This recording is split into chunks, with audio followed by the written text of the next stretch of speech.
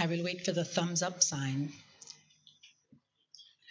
Your Excellency, Dame Paulette Louise, members of the Diplomatic Corps, Dr. Merle St. Clair Auguste, Vice Principal, Sir Arthur Lewis Community College, partners, OECS representatives, FLOW representatives, Valérie representatives, St. Lucia Distillers, Ménage à Trois, members of management, faculty, and staff of the Sir Arthur Lewis Community College, students, specially invited guests, live streamers, welcome. Welcome to our third lecture series at the Sir Arthur Lewis Community College, Uprising, the Illumination Lecture Series. This evening, our lecture is entitled Kwéyòl-la, Bata, the St. Lucian language situation and the use of Kwéyòl in the classroom. My name is Tracy Pilgrim George, and it is a pleasure to be your host this evening. At this point in time, I would like to welcome the chair of the Illumination Committee, Mr. Vladimir Lucian, with the opening remarks.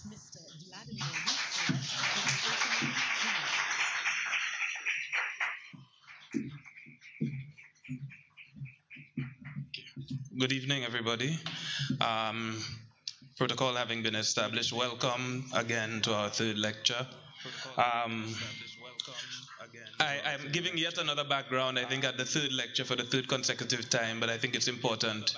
Our audience has been growing both in-house and online, and I think it's important that we re-emphasize each time what we're trying to do here. And I'm thinking of it now in context of the society which these lectures were created to reach out to and to reach out for.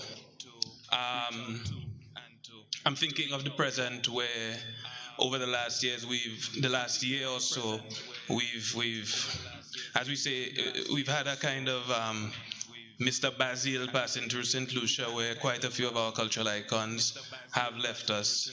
Gandalf Sinclair, Derek Walcott, Lebo recently, Francis Lebo de Lima, and Teresa Hall, many people. And I remember on the day that I found out that the FRC burnt, it felt like a death to me as well. But I think a philosophy of my own life is that nothing appears without its opposite.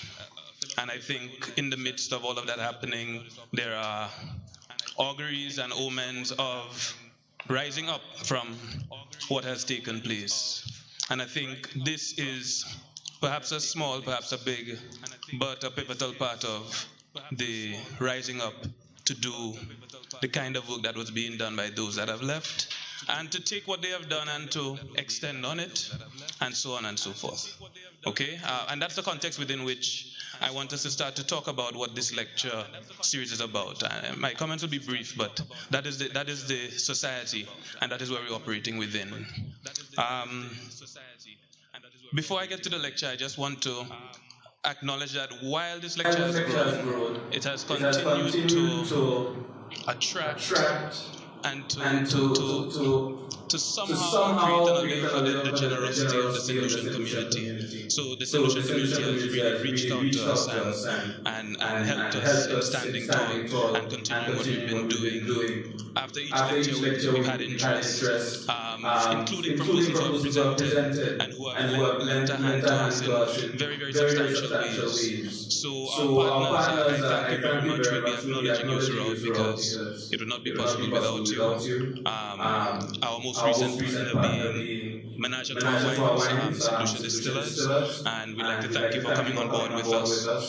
As well as our sponsors who have been with us from the very beginning, FLOW, OECS, Tracy, if I'm forgetting, and Valérie, right? So we want to thank you. So, briefly, hopefully, this lecture was started from the Vice Principal's Office at Sir Arthur Lewis Community College, coming out of a concern for a discourse between this institution, which is supposed to be playing a particular role in the society, being what it is, and being what it is as an institution, but also as the kind of institution it's supposed to represent, who is named after what it has done in the past and what we hope to continue doing. So the hope was to extend the hand, not to extend the hand, but to build a bridge to the community, as I've said before, and to have two-way traffic on that bridge, that the community has something to offer South Lewis, and South Lewis definitely has something to offer the society. And these lectures, at the beginning has been South Lewis lecturers who have been doing remarkable work, and who have been wanting for an outlet as well, getting the opportunity to share their work, and no better way of sharing it than with their own society first and foremost. What is also very important about that, and very important about this lecture series in regards to what I started out talking about, is that we have managed to garner quite a substantial online following.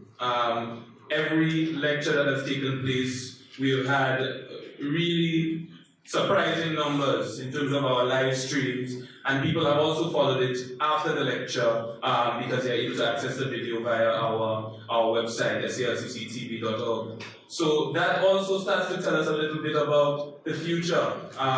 We lost FRC, we lost our archives, but we haven't lost the minds that have created these things. We haven't lost the persons they taught. We haven't lost the society they impacted. And from that society, we are going to extend what has been done. We are going to be a part of what we've done. We're going to help in the revivification of what was there. And online is a great place to do so. So I'm very happy about that aspect of the lecture, that it has established for itself quite quickly a rooted online presence, so that we're not just here, those of us who are sitting in this room, but we're accompanied by, from what I've seen in the last lectures, hundreds of persons online.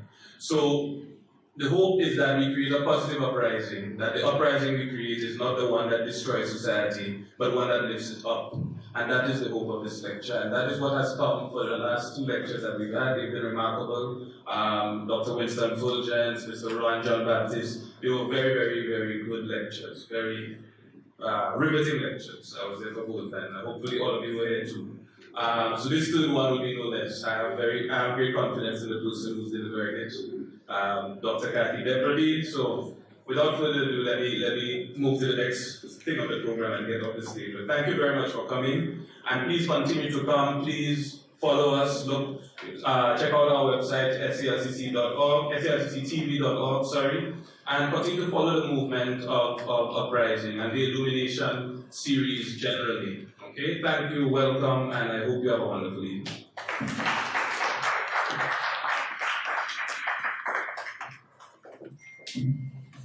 Thank you, Mr. Lucian, and as he just mentioned, SALCC keeps rising. We keep moving forward. We are now offering, as he mentioned, SALCC TV, and SALCC TV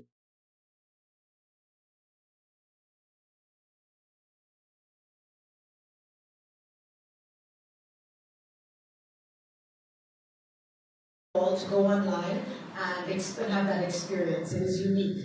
Nothing can keep us down. Still we rise, and here at SALCC.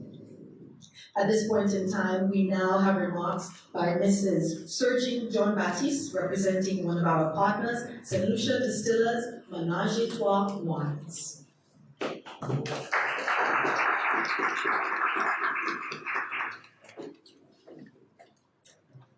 Acknowledging and adopting the protocol has already been established. Good evening, everyone. And let me, at this time, thank SALCC for allowing St. Lucia Distillers Barclay Limited the opportunity of partnering on the Uprising Illumination series. I think from being at the last one where my husband was actually presenting, it definitely opened my eyes to the different facets of the college and the information that is disseminated through organizations and lectures such as this to the wider public. I think it's very, very important.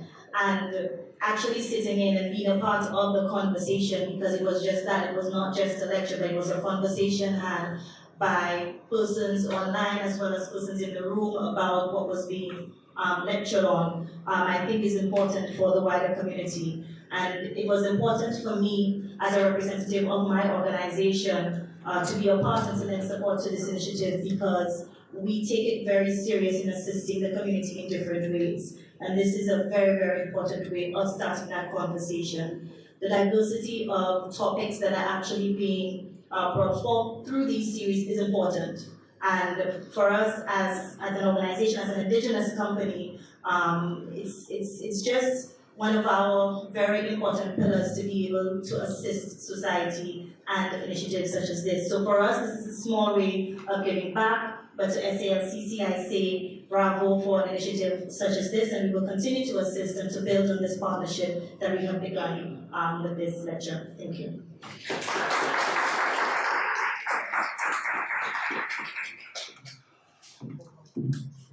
Thank you very much for your collaboration. It seems that the word for tonight is indigenous. I like that word. Indigenous businesses supporting us, indigenous education, indigenous lecturers, indigenous language. At this point in time, I would like to welcome Ms. Epifana Lewis, lecturer from the Division of Technical Education and Management Studies, to introduce our featured lecturer, Dr. Kathy Depradine.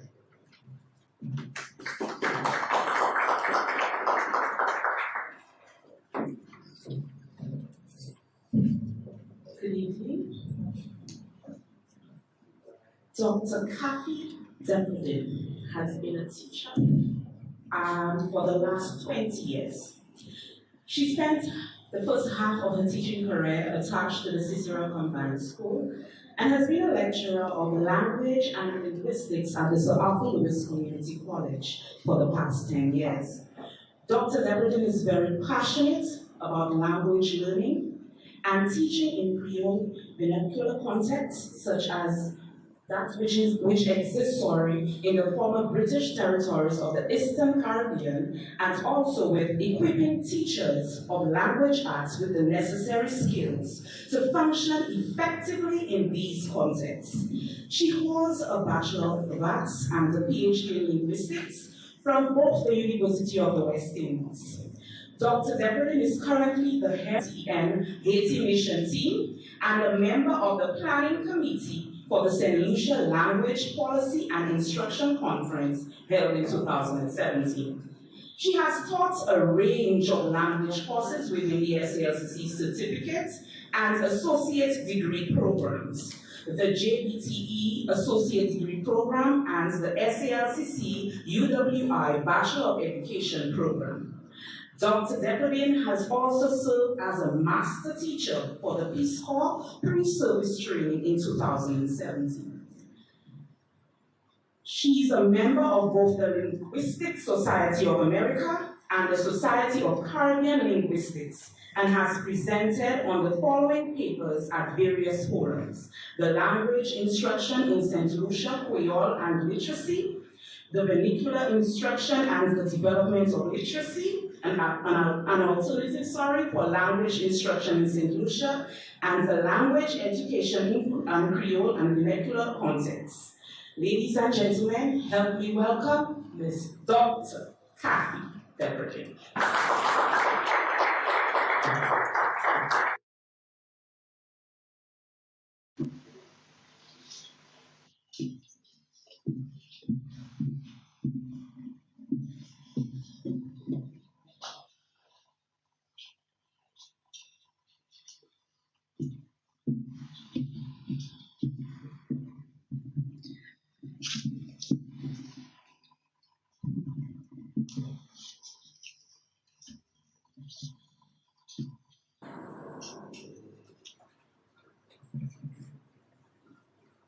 Thank you so much, Ms. Swiss. Messieurs, mesdames, bonsoir. All right. Moi content ouais nous autres tout ici à Oswea. Chez moi ple. Oswea nous parler di Vallée Kwéyòl. Et pour faire ça, moi kay répondre trois questions.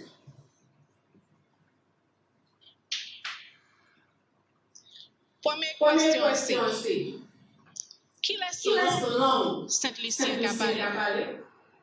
Est-ce majorité peuple qui vraiment parler anglais? Deuxième question. Pour tu fais ce maman Kwéyòl-la? Est-ce ça pas affecté? Et moi ça. L'année yon d'ici à soir. Qui dit question ça aussi. Est-ce ça pas affecté ces mamans? Troisième question. Qui manière exactement teacher supposé instruire en Kwéyòl? Good evening to our in-house and online audience. It is indeed a pleasure to be here with you tonight. Tonight, we will have a frank conversation about the value of Kwéyòl. To guide this conversation, we will focus on 3 areas. The first, St. Lucia's language situation. The second, the benefits to be derived from including Kwéyòl as part of a bilingual approach to language instruction. And the third question, how exactly we will approach bilingual instruction in the classroom.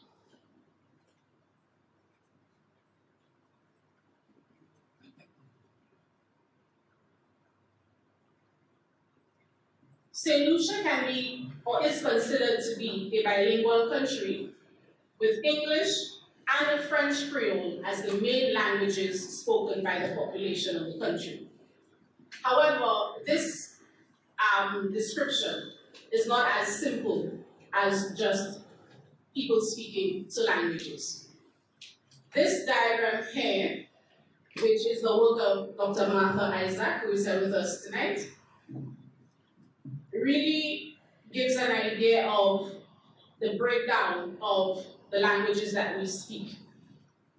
If you look at this diagram, you will notice that she categorizes our speech as being, you see the SLFC there, which refers to St. Lucian French Creole, and SLE, which refers to St. Lucian English. The St. Lucian English comprises an acrolectal variety, which is St. Lucian Standard English.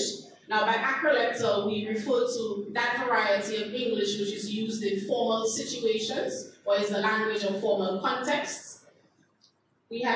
She identifies a mesolectal variety, which is an intermediate English variety, and a basilectal variety, St. Lucian Basilect. What I really want to draw to your attention in this diagram is that at each area of the diagram, you will notice, if you look at the shading, you will notice some sort of overlap between each of the areas. What this really means is that when we look at language competence of our St. Lucians, we have a range of competence, in other words. So there are some individuals who, for example, who may speak French Creole and also have competence in the basilectal variety. Now, the basilectal variety would be the language of individuals who are pure French Creole speakers but have had some exposure to English, and in their attempts to produce English would produce this code or use this code which has a heavy reliance or a lot of the characteristics of a pure French Creole. Now, when I refer to, or when I say that these are the languages that St. Lucians speak, let me bring in the term mother tongue or first language. Your mother tongue or first language, and again, I remember something from Dr. Isaac, class that I had many moons ago with Dr. Isaac, and she introduced this video to us, the language you cry in. And that has stayed with me from 2005, I believe. Never forgot it. Your first language or mother tongue is that language through which you express your deepest emotions. Là où vous voulez pleurer, là où vous voulez dire un monde content, l'homme qui a choisi, c'est langue maternelle. That is your mother tongue. For some of us, that language is Kwéyòl. For some of us, that language is an English Creole variety. And for some of us, that language is Standard English. Good? So what? Wait. Apart from Dr. Isaac's description of our language situation, Simmons McDonald offers an assessment of our linguistic situation also.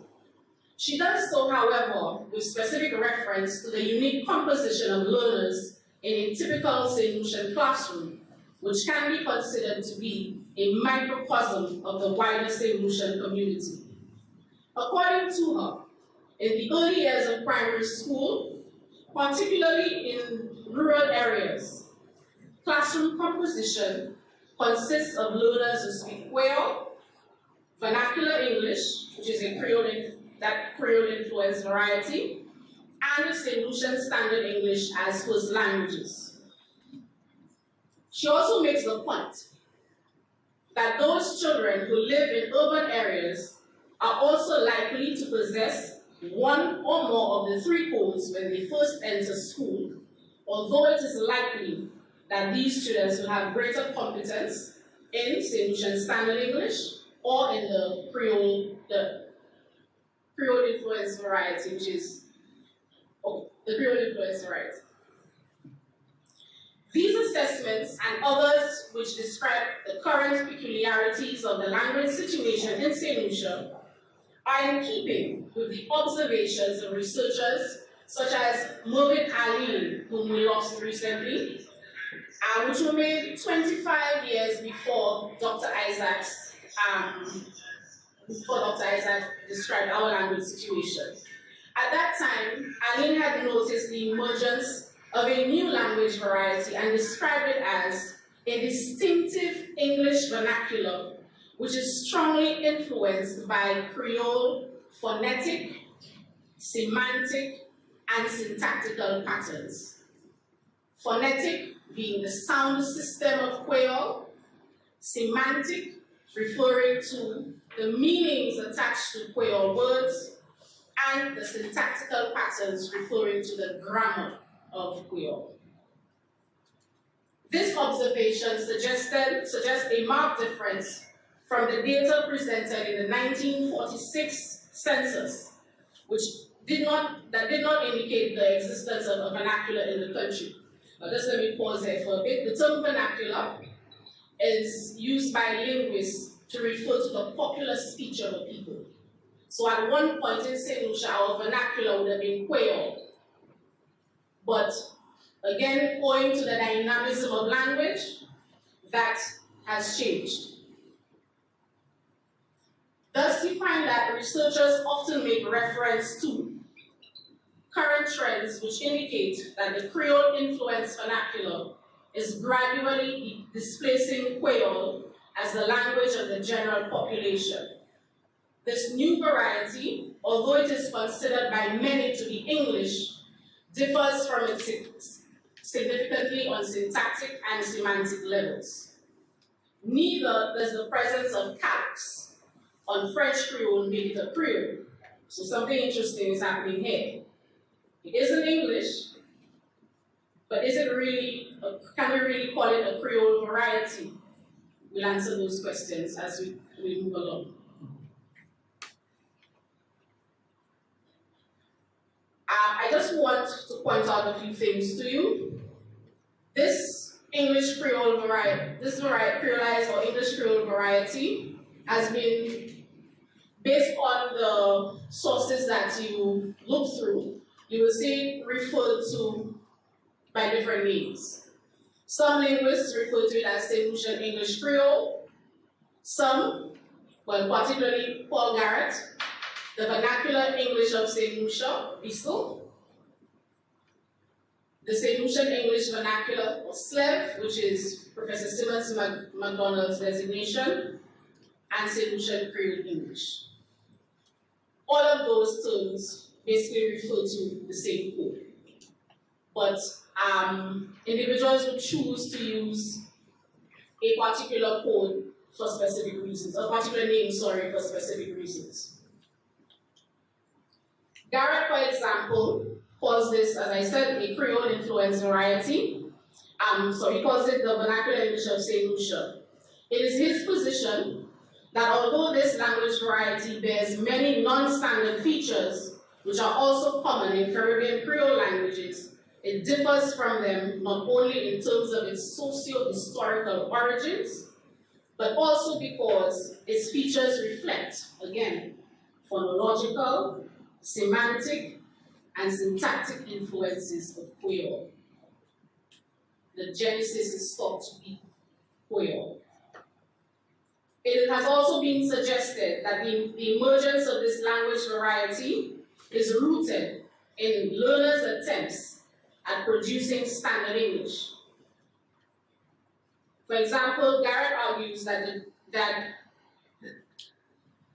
genesis of the vernacular can be attributed to monolingual speakers of Kwéyòl who had limited access to English, passing on their heavily Kwéyòl-influenced English as a second language to their children, whose access to English was otherwise almost as limited in many cases as it had been for their parents. It must be recognized that the existence of the vernacular, and I'm going to use the nomenclature SLEV, also underscores that St. Lucia, like most of the English-speaking Caribbean, is also defined by the existence of a bi-dialectal situation. Now, this is where it gets a little ticklish. We have a bilingual situation because of the existence of Kwéyòl and English, but within that, we also have a bi-dialectal situation, and I'll explain. Linguists use the term dialect to refer to or to mean a variety of a language. That is different from the everyday use of the term, where individuals use dialect to refer to oral language. Right? Sometimes people say, oh, she's speaking dialect. When we use the term, we use it very differently. Now, a bidialectal situation exists when the natural language of children differs from the standard language aimed at in schools, but is at the same time sufficiently related to the standard language for there to be some amount of overlap at the level of vocabulary and grammar. So for that reason, some people would consider that the English variety, the St. Lucian English variety, SLEV, the vernacular variety, to be like a dialect of English because of those similarities. So hence why I would say we have this bilingual situation coexisting with a bidialectal situation. So think of our children. Just let that sink in a bit. They either have this as their first language, or the language they think in automatically, the language that they're able to express themselves in without a second thought, the language that they can have continuous discourse in, is either Kwéyòl, the St. Lucian English vernacular. However, when they get into the classroom, we say to them, those languages which you know, those languages which allow you to express yourself, we do not want to hear them. You now have to function in standard English.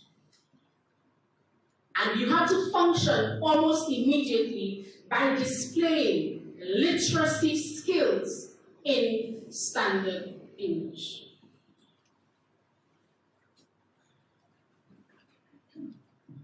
Now, on the basis of that, it is my position, and I say it again, my position as in Kathy Depradine's position, that what exists in St. Lucian classrooms is a second language learning situation. And it is because before I go there, let's talk about the distinction between acquisition and learning. When we speak of language acquisition, that refers to the incidental process of internalizing a language. That incidental process, which does not require you to focus on form or grammar. That incidental process, which only requires that you focus on meaning. That is acquisition. As opposed to learning, which is the deliberate study of a language with deliberate focus on form, deliberate emphasis on learning structure or grammar. And if you think of the context in which those two processes occur, acquisition occurs in an informal context, while language learning occurs in formal context, one of which is the classroom. Hence, and that has to happen. So going back to my point about language learning. We have a language learning situation in St. Lucia because whether a child comes in as a first language speaker of Kwéyòl or a first language speaker of the St. Lucian English vernacular, that child, in order to gain competence in standard English, will have to engage in the deliberate study of the structure of standard English in order to become competent in that variety. We cannot escape that.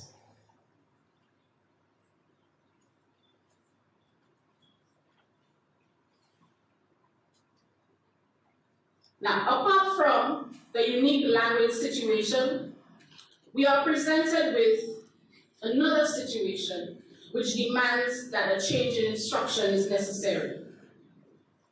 A perusal of local examination results, such as the results of the language arts sections of the national assessment examinations or even common entrance, will point to the inability of many infant and primary school students to retain satisfactory marks on components of these examinations, such as main idea and expressive writing.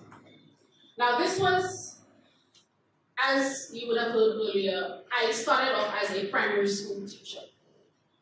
It was during that period of my career that I was afforded the opportunity to participate in the grading of national examinations. And what I noticed over the years was this. When students had to complete the sections of the language arts exam, which required them to break down language into parts, separate skills or separate areas, such as vocabulary, spelling, sentence structure, their scores were very high. Those are the sections out of 10. However, when they were required to use language holistically in expressive writing, or even to express the main idea of a passage, that is where we see problems. So there's this sort of disconnect.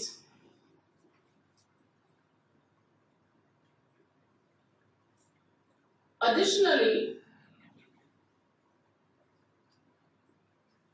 I'd like you to take a look at this diagram.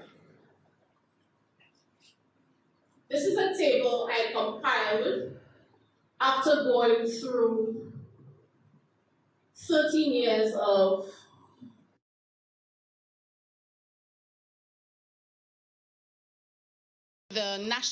what was formerly the minimum standards examinations, now the national assessment examinations. What I have here are the means in language arts for grade 2 students, between 2003, well, from 2003 to 2013, and on the other side, the means in language arts for the grade 4 students. Now, we know that the students write the minimum standards national assessment exams in grade 2 and 2 years later in grade 4. What I want to point out is that the national means of what would have been, so for example, I've named the cohorts A through K. What should technically be the very same cohort 2 years later, if we look at cohort A, the mean in 2000, the national mean in 2003 was 52.20. The national mean in 2005, 50.55. And as you go down the line, you will notice the means for each cohort of students 2 years later is lower than the mean when the students were in grade 2.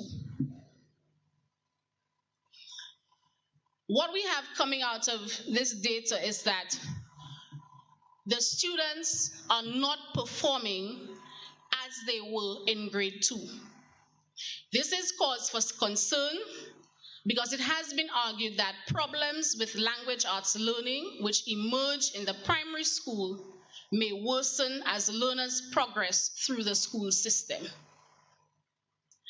I think we should be a little concerned, or even more concerned, because there is research on St. Lucia by Winch and Gingle, which suggests that there may be a possible relationship between the maturation of St. Lucian language learners and an increase in errors in English sentence production, even for those academically able learners who gain entry into secondary school.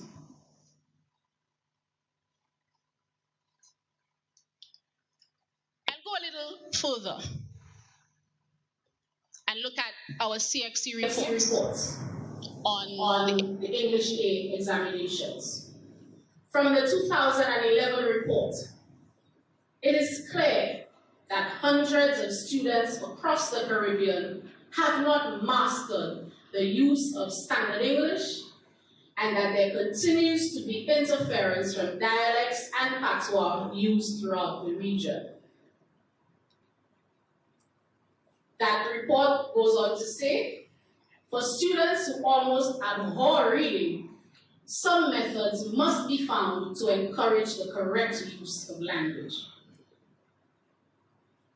From the June 2013 report, there is a tendency of students to express themselves in essay-type questions using the vernacular of their countries of origin. From the 2015 report, candidates had challenges with mastering syntax, or the grammar, of standard English, and to express themselves clearly.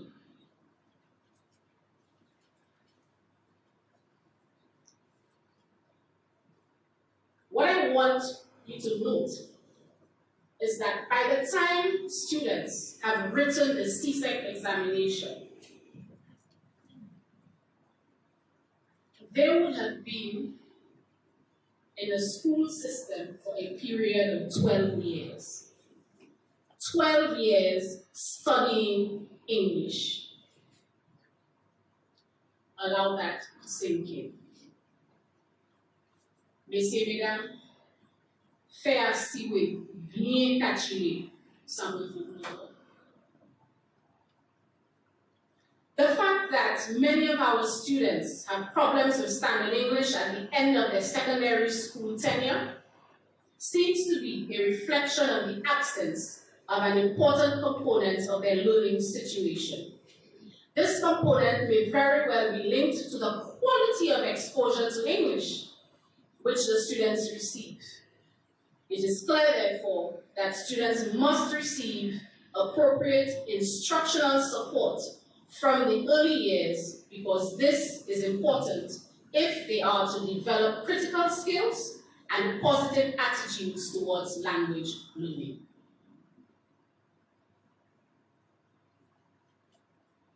Now, given the peculiarities of our language situation and those problems which I've highlighted that are faced by our learners in the classroom.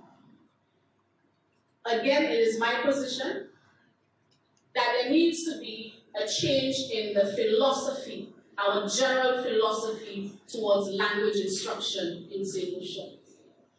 That change in philosophy to language instruction, has to take into account those practices which will enable our students to achieve competence in the standard variety.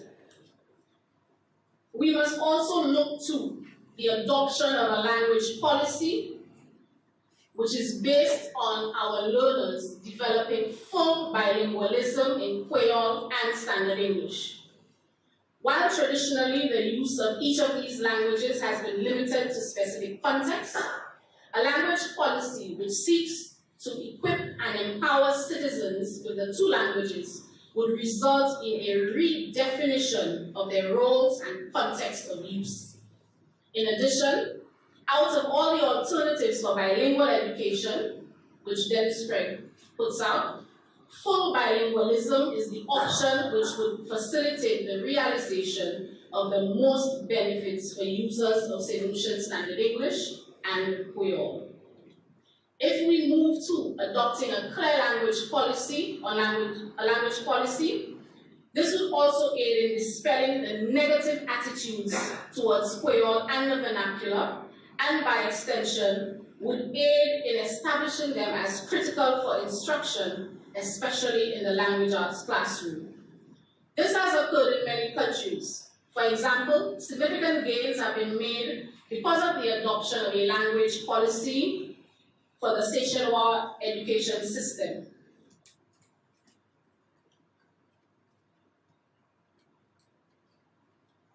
And that happened because the Seychelles accorded official status to their Creole in 1979. One of the benefits was that larger numbers of students were afforded the opportunity to read and write in Creole, making them comparable to other children of the same age and intellectual development. In addition, improvements in student performance in other subject areas were noted. I would like to mention here that I am glad that there seems to be a light at the end of the tunnel. I speak of the work of the OECS Commission through its Early Learners Program, which is funded by USAID. The goal of that program is to improve the reading performance of children in the early grades in six member states of the OECS.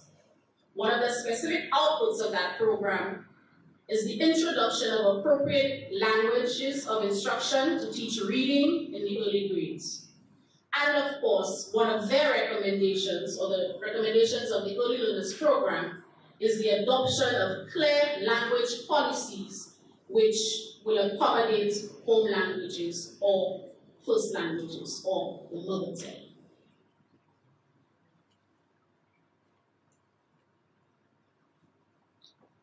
We now move on to the general benefits of bilingualism.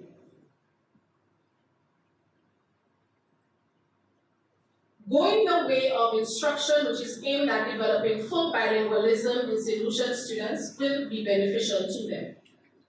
For instance, a hypothesis called the linguistic interdependence hypothesis proposes that second language skills are only superficially distinct from those of a first language, and that at some fundamental core, they are interdependent or are in actuality the same. Thus, once an ability or skill has been acquired in a first language, it does not have to be learned over or reacquired in a second language. In fact, skills may be transferred from one language to another. This occurs because literacy in a first language has a distinct advantage of benefiting from a language system which is well developed well before the onset of literacy instruction. The skills which can be transferred from a first language to a second language include learning to recognize that letters mean sounds, making sense of words as parts and wholes, syllables, onsets, rhymes, etc., making sensible guesses at words given a storyline, understanding the meaning of sentences from a string of words, and moving from left to right across a page. You can transfer all of those things from a first language into a second. It is this thinking which forms the basis for arguments of the occurrence of cross-linguistic transfer of literacy skills in bilinguals as a benefit of bilingualism. For example, research by Simmons McDonald, which examined the biliteracy development of French Creole speakers, supports the position that literacy skills are transferable across languages. In her study, literacy in Kwéyòl was found to assist in reading development in English. The results from my own research on the influence of vernacular instruction on the literacy development of kindergarten, grade 1 and grade 2 students of a selected school in St. Lucia yielded similar results. That research tested student performance in English and Kwéyòl by measuring two literacy indicators: reading accuracy and phonological awareness in both languages.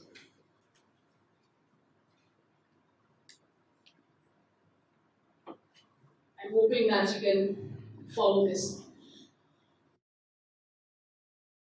I'm showing you the results of which I gathered for, summary of the results which I gathered for the grade 1 and grade 2 students who formed part of my sample. What I want to draw to your attention is that for each of the students, Gina, Harriet, Ivan, Oswald, Paul, Quentin, and Jaden, you will notice that I have an L1 and an L2. It was necessary to determine whether or what each child's first language was, and whether the children did have competence in a second code. Now, you may ask, how did I do that? I had to do three things. Because those grade 1 and grade 2 students had already been at school, some for 1 year, some for 2, I interviewed their school principal, their class teachers, their parents or guardians, and the students themselves. So for the teachers, the principal, and the guardians, I would have asked questions such as, what language do you speak at home? I needed to get information from all of those sources as a sort of triangulation of the information. What was most important was collecting speech samples from each child. Once those speech samples were collected, then they had to be analyzed. And they were analyzed on the basis of the features of the language which the students used to answer the various questions that they were asked.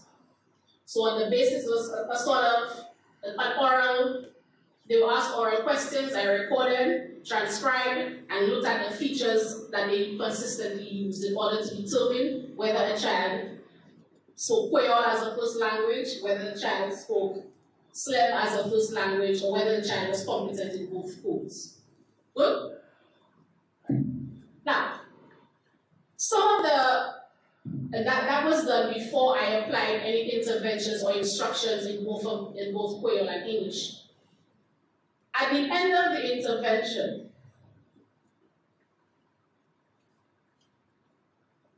what I found was that in some instances, children will, and that is for when I tested reading accuracy, the ability to read text accurately. In some instances, students were able to show comparable gains in both languages after similar amounts of time had elapsed, while others needed more time for comparable progress to occur in the two languages. For example, if you look here, you will see that Gina was able to read at the independent level, and Ivan read at the independent level only after 2 weeks of instruction in each language, both in Kwéyòl and in English. Now, the reading accuracy tool that I used measured the students' ability to read by, well, I had to assign them a score based on how they read. A score between 50 to 89% meant that the students were reading at a frustrational level, which means, boy, that whatever I gave them was frustrating them. A score between 90 to 94% meant that the child did have some ability to read on his own, but needed assistance or scaffolding. And a score of between 95 and 99.5% meant that the child was able to read independently. Something else that came out of the research was that the students took different amounts of time in order to respond to the instructional interventions, to gain control of the reading material, and to demonstrate an ability to read independently, irrespective of whether I had classified them as monolingual speakers. And you notice that some of Gina and Harriet only spoke one language, so I classified them, these would have been the monolingual speakers. And Ivan, Oswald, Paul, Quentin, and Jaden were all classified as bilingual. So whether they were monolingual or bilingual, what I found was that they still took different amounts of time to gain control over the reading material that they were presented with. What does that suggest to you? We'll answer that question in a while. Additionally, all of those students who at the beginning of the study were classified as bilinguals, they had higher reading accuracy scores in Kwéyòl than in English.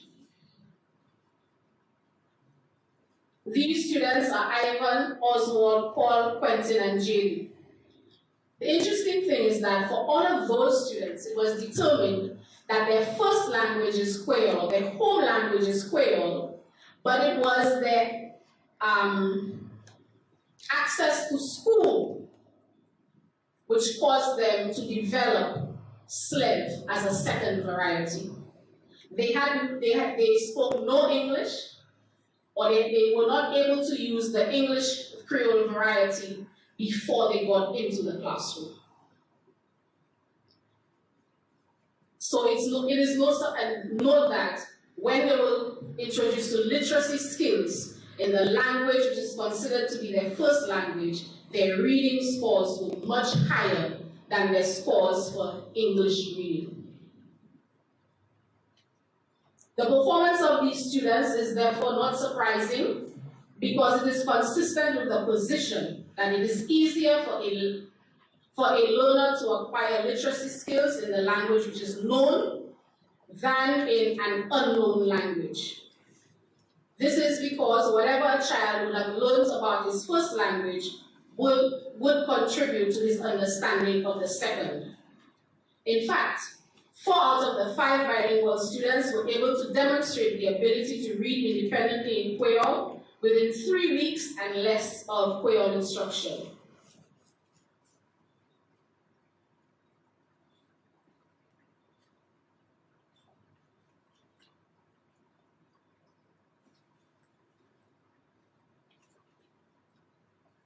That the students took different amounts of time to exhibit the desired behaviors is an indication for the need for instructional planning to suit not only the diversity of the classroom with respect to the first language, but also to suit the diversity of the classroom in terms of ability and progress. We cannot continue to instruct our students in the language classroom with the sort the whole one-size-fits-all attitude. We have differing abilities. Students have different first languages, so our instruction has to match the reality of the classroom.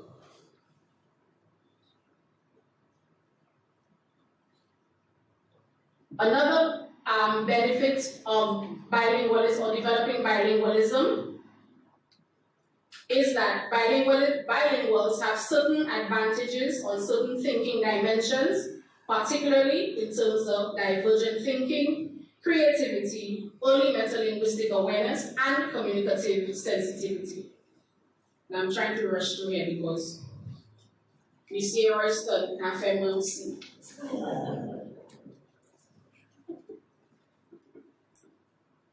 Let's go to the benefits, which will be specific to the solution students. If we do take on this bilingual approach to instruction, our Kwéyòl speakers would have the opportunity to gain literacy in their first language and would be able to transfer those literacy skills to standard English and to the learning of other languages. Those students for whom SLEV, or the English vernacular, is the first language, will have the opportunity to understand the fundamental differences between the Creole, the code which they use, and the standard variety, and will also be able to develop bilingualism in Kwéyòl and English. For those students, and that is a small proportion, for those students who do come in with standard English as a first language, these students will also have the opportunity to become bilingual and biliterate in their first language and in Kwéyòl. And these students will also gain an appreciation of a language which is an inextricable part of what it means to be truly St. Lucian. What you will realize is that across the board, each speaker will be catered for. Each speaker would develop biliteracy and bilingualism. Each speaker would be better placed for the learning of subsequent languages. Each speaker would gain a deeper appreciation for what it means to be St. Lucian.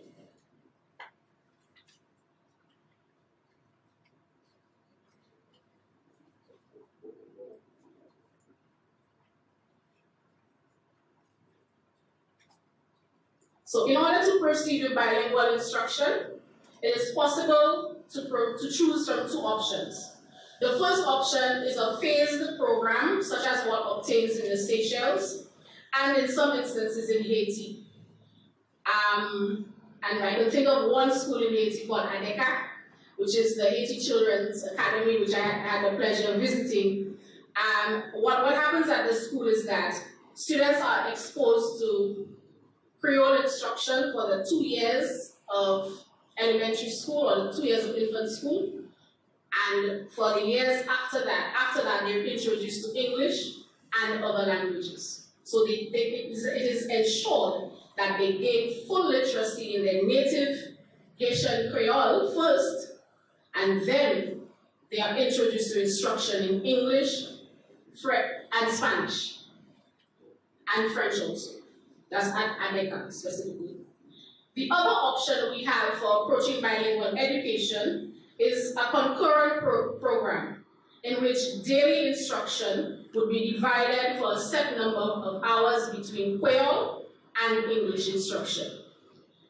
A concurrent program is suitable for the situations which we face in St. Lucia, either that we have homogeneous groups of maybe only English vernacular speakers, or homogeneous groups where you have Kwéyòl speakers, vernacular speakers, and standard English speakers. There is a tripartite model. There is a tripartite model which has been suggested by Simmons McDonald, and it allows for the instruction of those three groups, as I said. For Kwéyòl speakers in the early grades, the focus would be on developing emergent literacy in Kwéyòl, and in the later grades, it would be on increasing literacy in English after they develop communicative competence in English. The other two models which cater to speakers of SLEV and St. Lucian Standard English would focus on developing academic language proficiency and communicative competence in Standard English and Kwéyòl. This can be achieved by exposing children to a rich literature source or rich literature from all three sources, which would allow for the comparison of expressions in the three codes, or what we call contrastive analysis.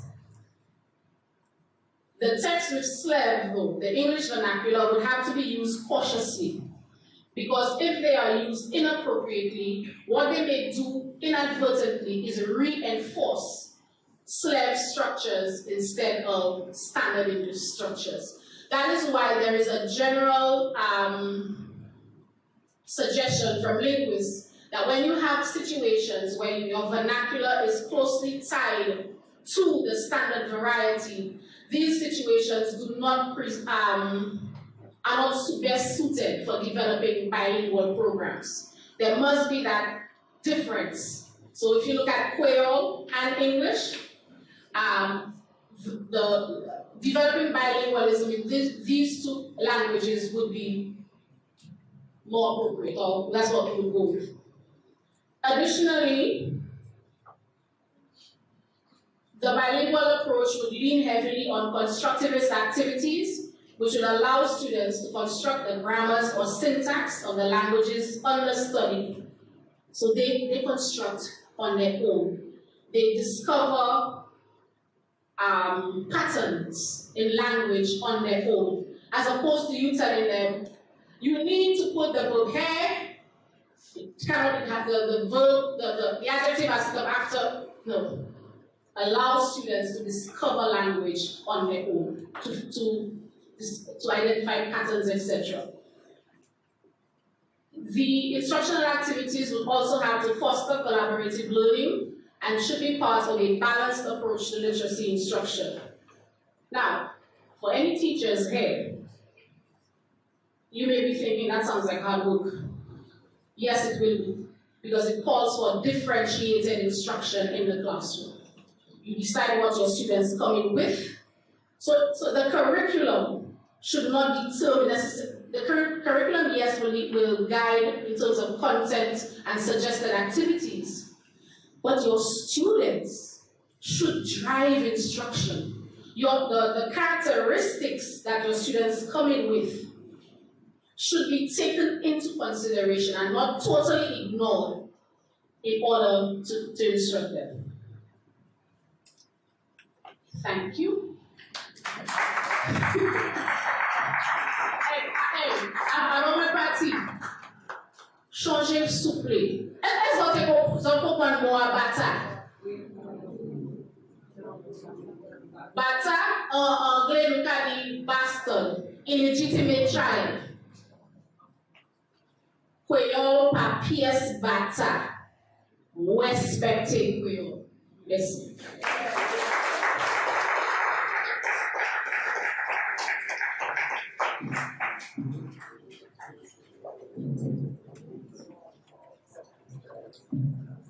C O D O. C'est bon? C'est bon. Merci. Je ne peux pas démorer la moi si on ne peut pas parler Kwéyòl.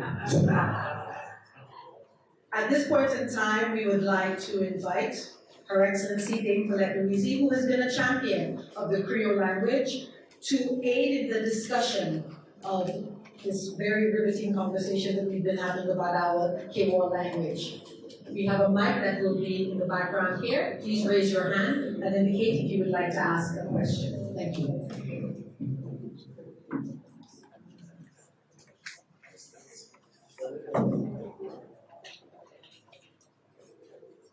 Good day, everybody. How are you?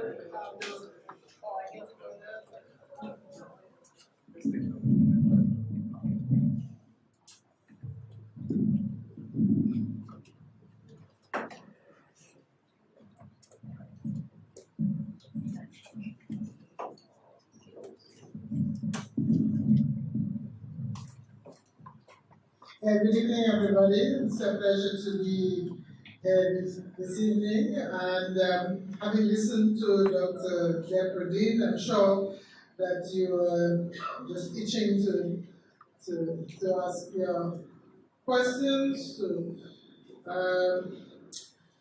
indicate your positions on the use of Creole in the classroom. Now, I was happy at the end of perhaps Dr. Depradine started with explaining what the first part of the topic was, Kwéyòl-la Bata. So that might have, sort of given you a particular perspective as you followed her presentation. Right, so Kwéyòl-la Bata, the Creole language is not an illegitimate child. I mean, when I was coming up, I was saying, if we translated the thing as is, you say Creole is not a bastard, it sound a bit rough. But of course, we're dealing here with registers of language, and we use the particular translation that best suits the circumstance. And, they're in a formal intellectual setting. So, Creole language is not an illegitimate entity in our language situation in St. Lucia, and as such, should be given its proper place. So the question now, this debate is as old as it is. And the question now is, having listened to Dr. Depradine, having followed her arguments and her presentations, has she swayed anybody? If we came in thinking that, there we go again, were we able to change our mind? Because the question was always, where is the proof? We say, you must introduce first language in the school system because. Well, she has given the becauses, so the question is, have we been swayed? And if we have been swayed, what is the next step? So I would like at this point to open the floor to ask anybody who wishes. Yes, Miss. Hi, good night. Good night. Thank you both, and especially Dr. Depradine, for the presentation. As you mentioned, the problem is that we have so little research in those areas, but it is an argument. It's a discussion that's been going on for a very long time. And it's something that we're currently struggling with because all children are growing up right now with, I think, the SLEV vision that you would note that you mentioned. And the language is, to my mind, becoming more and more what's the word? It's just becoming more bastardized in a sense. And your recommendation at the end seems to be a very tall order. So my question is, in the meantime, because I don't think we'll have that in schools anytime soon, so in the meantime, as parents, as family members, as St. Lucian citizens, is there anything that you can recommend that we do? I know you mentioned exposure to different literature, etc. I don't think we have too much Creole literature for children in St. Lucia that we have access to. But in the meantime, are there any solutions, any actions that we as parents can take to try to develop that kind of bilingualism among our children, our students? Thank you. Thanks. Thank you so much for that question. I would suggest in the interim that we allow our children to converse with older Kwéyòl speakers. Give them those experiences. Allow them to meet with individuals who are rich sources of information. There are, I'm just trying to remember the title, a series of books out of Dominica, which are very child-friendly. They are available on Amazon. I can't remember the name off the top of my head, but that is an option if you want to expose children to Kwéyòl literature in the meantime. But as I said earlier, I am encouraged. I don't know if I'm blindly encouraged, but I am encouraged by the work of the Early Learners Program, simply because, I don't know, because there's a bigger organization, perhaps, championing the cause of developing or using the home language, or a bigger organization which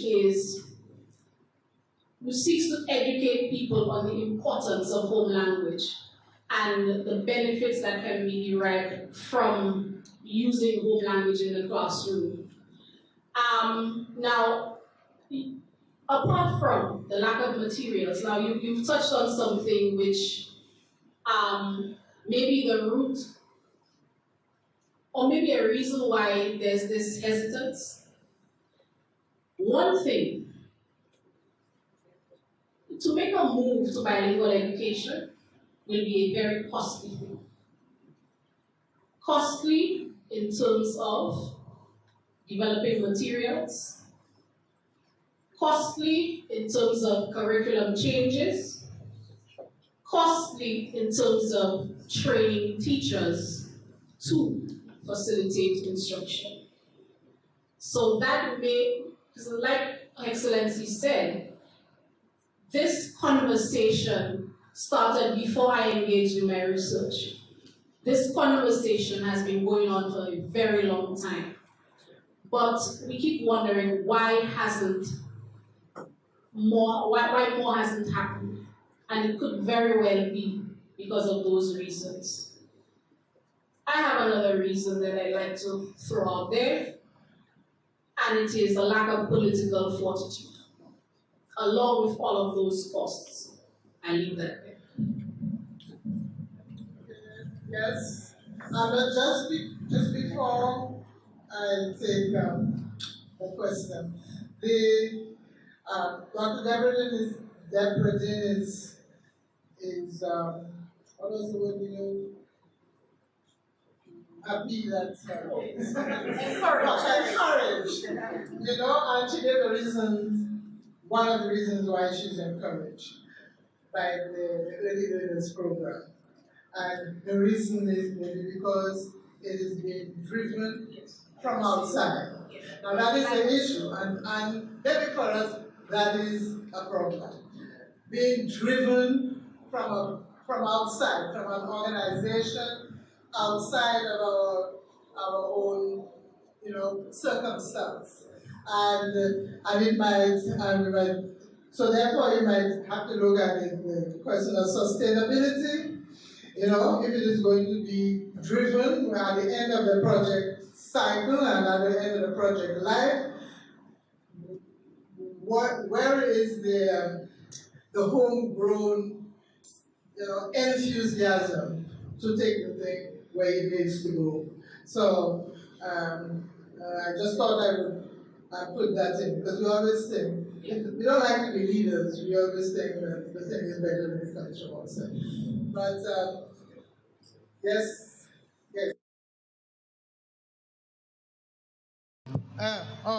Where's this? Oh, that's where you. I was looking at this lady there, so I was wondering. I want to say that I really appreciate the presentation, Dr. David. I felt a delight, and I was able to feel also a kind of a faith and passion in your delivery. So I was encouraged by that. Yeah. And having Dame Paulette as our chair, I think is really, magnificent, really good, because she's such a champion of Kwéyòl, has been, and she's attempted to bring a lot of dignity to the discourse, to the language, etc., in her former capacity. The question I was going to ask, incidentally, while I was waiting to ask it, you began answering it.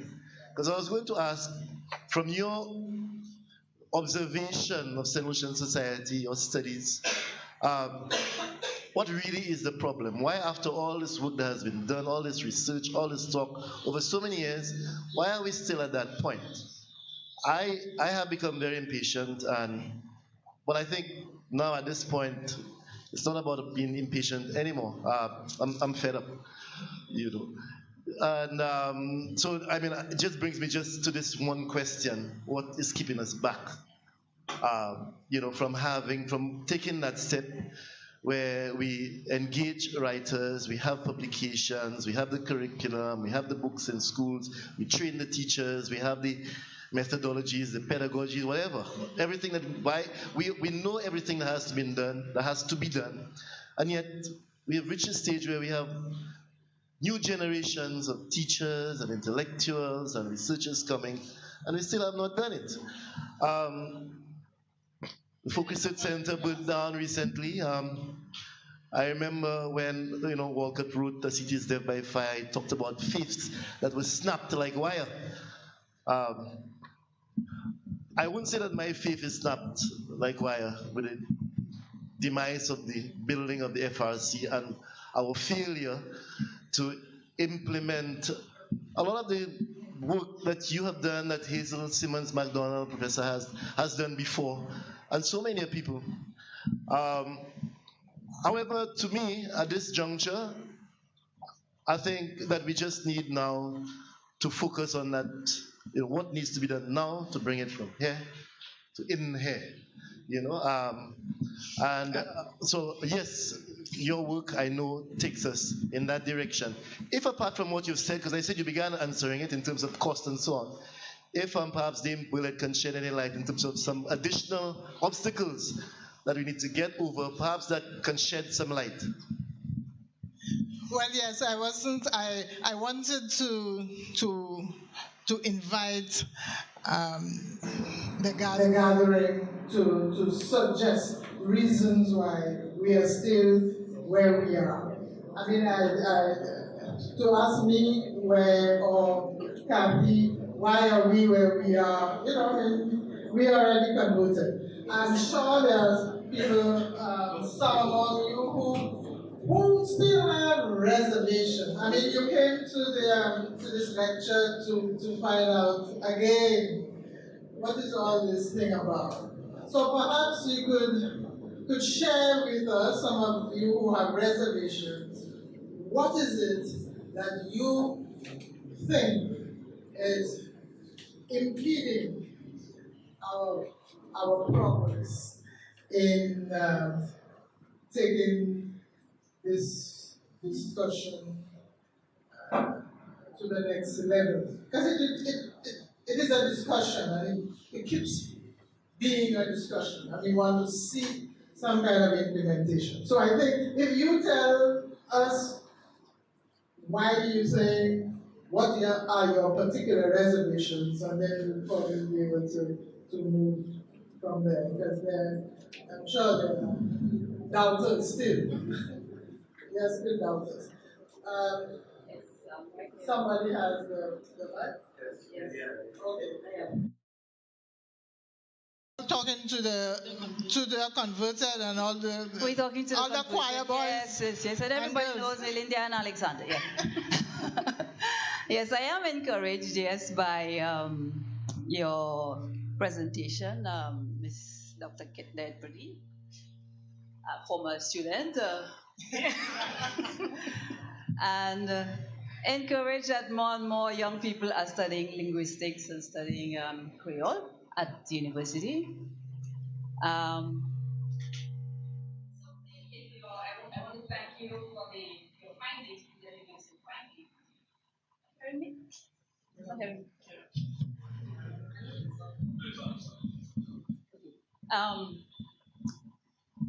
There's an element in your findings that caught my attention and which has kind of prompted my intervention here.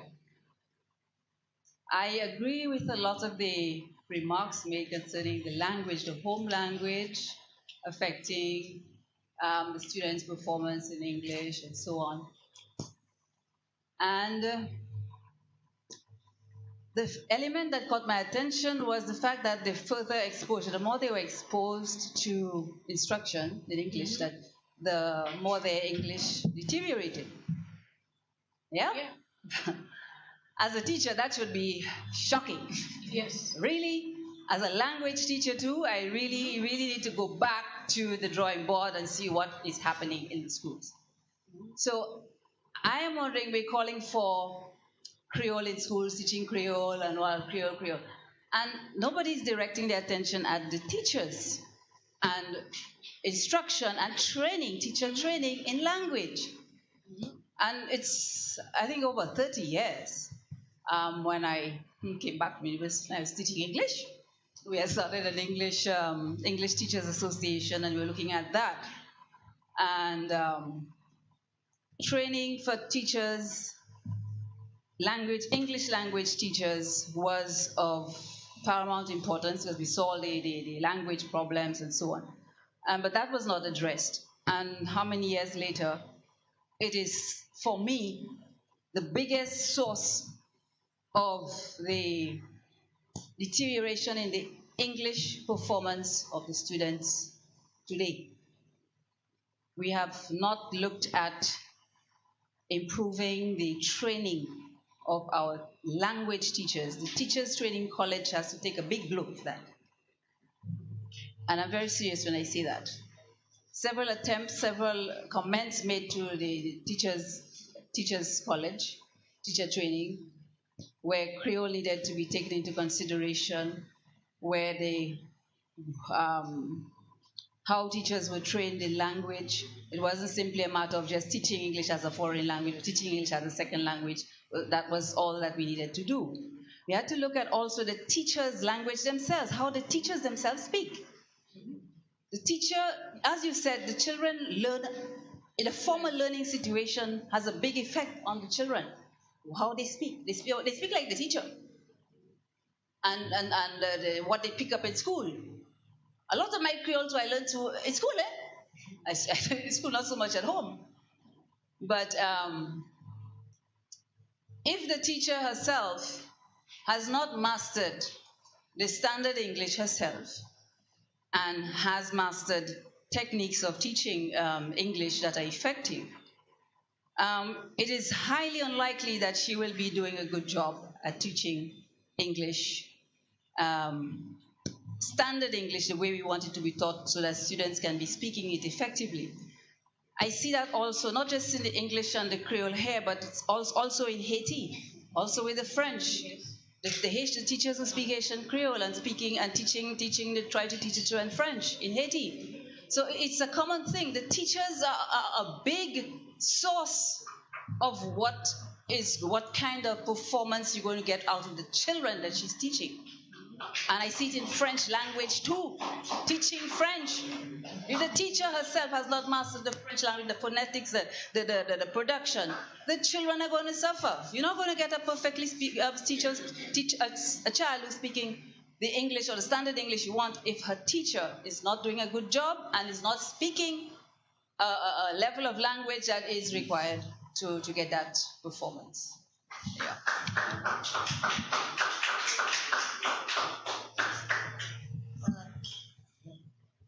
We'd just like to encourage everybody to stand as you deliver for the sake of our online audience as well. Okay? Thank you. Good night.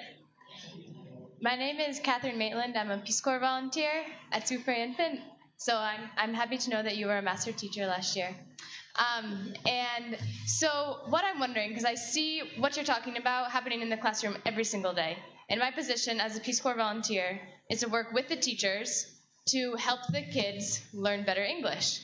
And so it's a struggle that I've had since I've come here to really work with the teachers in providing interactive literacy instruction and differentiated literacy instruction. So what I also see in the classroom and in the schools is that the teachers will do kind of what's prescribed to them, you know, what the ministry says they have to do. Okay, this is what my schedule is. I have to teach grammar here, then I have to teach spelling, then I have to teach reading comprehension. Let me look at the curriculum for term 2, okay, I need to teach these topics in reading comprehension. Let me do this for week 1. Let me do this for week 2. So what I see, or what I think that really has to happen in order, like has been talked about previously, is that we have to work with the ministry to see how are we going to not just fit it in like we fit all these other things in, but how are we going to make this a big thing? And maybe we have to take some things out that aren't as important, or we can put them in later. But I think, especially in those lower grades in infant school, like has been talked about. So what I'm wondering is if there's any movement that you're part of or people that you know towards speaking with the ministry to go in that direction. And if you're working with ELP, because I'm very familiar with ELP as well. And I've been to many ELP workshops, and the only thing that has really been talked about with Creole in the classroom is just saying, having the kids maybe say a sentence, say what they're thinking in Creole, and then say, okay, now let's say it in Standard English, and then let's write it in Standard English, which is better than just saying everything in Standard English, of course. But if, as you're talking about, having maybe half the time in Creole and then half the time in Standard English.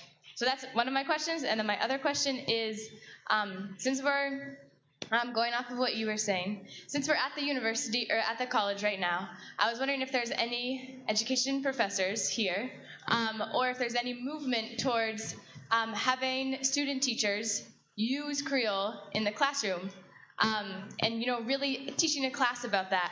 Because there's actually 3 student teachers from Sir Arthur Lewis at Soufriere Infant right now, and the lessons that they're doing are so amazing. The kids are running around the classroom. They're acting like kids. They're not just sitting down at desks for hours during the day, and they're using positive behavior. So I really see that with the teachers that come out of this college, they can really start to influence what's going on at the schools that we have here. So those are my 2 questions for you.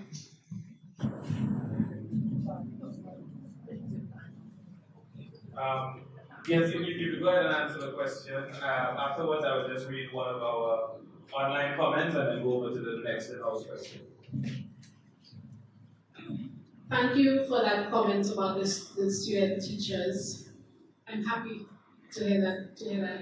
The current program that the student teachers follow does make them aware of the language situation and does suggest activities for dealing with our language situation. But again, exposing teachers to the peculiarities of the language situation is not enough. The current program does not, in my opinion, equip them adequately. What I can speak of is the move, Madam VP, if I may, by the college, by the Sir Arthur Lewis Community College to design new programs which would prepare teachers to function in a bilingual context. We are in the process of designing a Kwéyòl course, a content course, which would teach teachers Kwéyòl, and also a methods course, which would train teachers, or methods courses, which would train teachers to function in a bilingual context. So we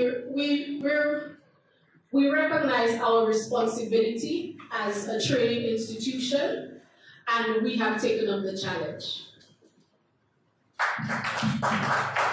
Before we go on to the next question over here, let me just read a comment from our online audience.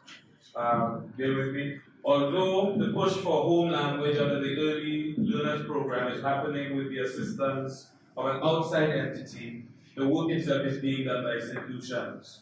Consultations were conducted with groups of St. Lucian's, and the literary coaches or coordinators in the 8 school districts are the ones who have joined the fight for appreciation for home language. They are the ones in the schools encouraging teachers to appreciate the value of the language with which students come into the schools. Teachers are coming to appreciate that our children already are literate in their home language, and they are now eager to find out how they can use students' home language to effectively teach them another language. The adoption of the national language policy would go a long way in helping the education system to establish definite strategies for using all our languages. we are ready to move once that language policy is adopted, and French Creole is an official language. That comes from Angel Catlin. Sorry, I'm supposed to be host, but I'm just done. I'm so inspired by what you're saying. So one of the things children who's a strong advocate of reading every single night and reading a variety of different books. Where are my Creole children's books for me to read for them? I go to Barbados and I go to a library, I go to a bookstore, and I am able to buy a variety of books about cricket, about folklore, children's books. Next month is reading month. And at various schools, there will be reading out loud sessions for children. How many of the schools will be reading Creole children's books? Now, I don't want to put fire on my friend, but I have a friend who writes children's books, and they're being translated into Spanish and French. Are they being translated into Creole? So at home, if I can find the resources and start at home to show my boys the relevance and the importance of Creole in reading, then afterwards, when they come to school, they are more open to that. I think that we have to start from the cradle with the Creole language, not in the schools. This is an afterthought. Now you're forcing it down their throats. But from home, they know that I can read a Spanish textbook to them. I can read Dr. Seuss in Spanish now, Dr. Seuss in French. Why are we not translating these children's books into our Creole language to show them the importance? That's where I would start. That's where I would put the value in starting. So Dawn, that's pressure on you. The next book we translate of Peanut is going to be in Creole. Or how about Dr. Seuss? May I just say something here? We do recognize that there's a dearth of children's literature in Kwéyòl. One way I think we can go is to develop literature through the schools, and I'll explain how. It was something we saw in Haiti. When the schools started with instruction in Haitian Creole, they faced the same problem. There were no children's books. So what did they come up with? As part of instruction, the children are creating their books. The children who are fluent in Creole are putting their thoughts down. So they are not only writing the stories, they are putting in the accompanying pictures for those stories, and they are publishing them. So once the children publish, these texts can be shared with the schools, and they become resource material. That is one way to go. And it's also not quite fair to say that we don't have any children's books. I mean, yeah, you got to start somewhere. We do have a series, yes, our childhood with Michael Walker, and started with Ready, the folk tales, which would normally our grandmother, say to us. So these are well, I wouldn't say they are available, but they were developed. But I think it was really lack of interest. Well, I have to admit, it's a few years ago. Lack of interest in pushing that initiative that resulted in the disbandment of the publishing house. But I do agree with you that there needs to be sort of more reach, not just for children, but everybody, but generally for the teachers. Mind you, I agree with Lillian. She's full as far as English is concerned. But I mean, to be honest, if a miracle happened tomorrow and we were told, yes, you could start teaching Creole in schools, you would have a problem. I mean, the teachers themselves, a lot of them don't speak. Now I'm talking about Creole. I mean, that's what I'm saying. If there was a miracle and then said, okay, the ministry or we have a language policy as of the coming academic year, we could start teaching Creole in schools. The question would then be, who? So that is, it's not so, the Creole is not just, well, yes, the teachers, but of course the teachers come to an institution with a curriculum. And we really do have to look, apart from just teaching the Creole, we also have Creole studies, for example, And then the Creole studies does not necessarily have to be only English. And sorry, not only language, at the tertiary level. To get good persons, enthused with the whole Creole experience, and language is just simply one of these, aspects of Creole. So I think it's Epifana Lewis. Just more of a comment more than anything else. With regards to what Lindian said, in terms of the teachers being trained, I think we have an even bigger problem when it comes to the impact of technology on the way that our students speak, or write rather. Because in the classroom, I sometimes communicate with my students via WhatsApp. And it's so difficult to get them to write properly. For lack of a better, they've unlearned everything that they have been taught. So you find people's a simple, like you have the word that, D-A-T. Some of them just change a complete word and put in their own words. Now you have that, in addition to have that, the issue with the teachers, but that's an even bigger problem, because now you find that the English language is deteriorating. They're not learning. They're learning. It's a new language they're coming up with. But it is. Yeah. Thank you. So we have some already. We have one done, and we have another one here, and then we take one from online, and then we start to kind of simmer down. Sure. Thank you very much. First of all, I am a little surprised by some of the things I'm hearing at this time.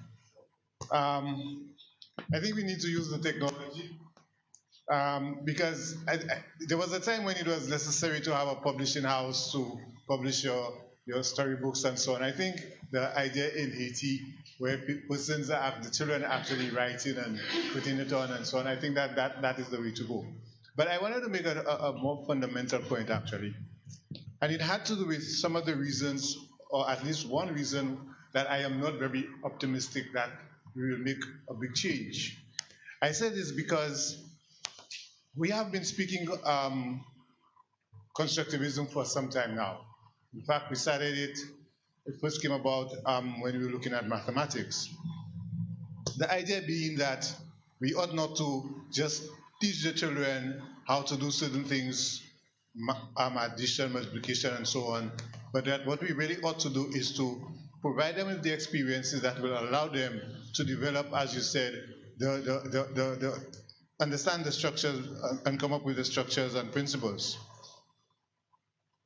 However, I believe that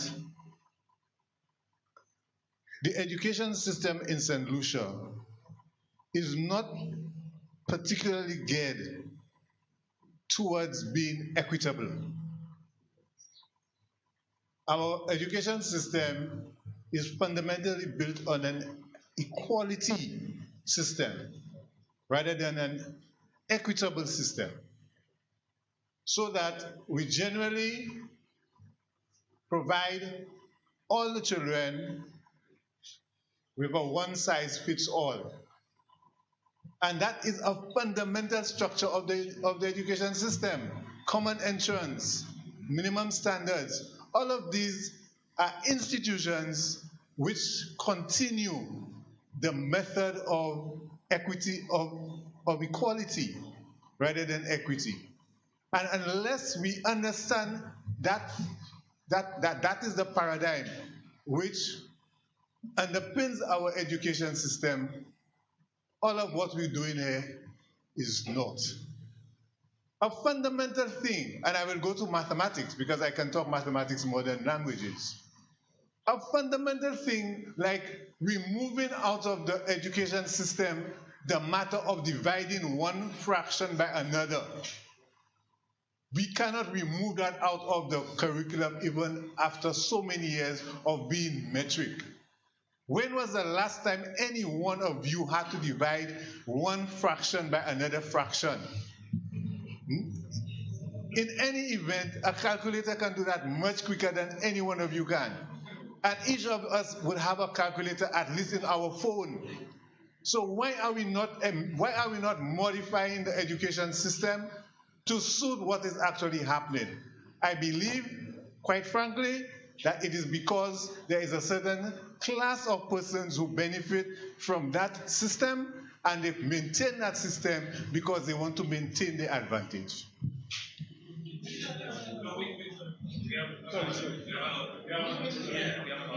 Okay, so we go, I think it's Dawn and him, and then we go to the online.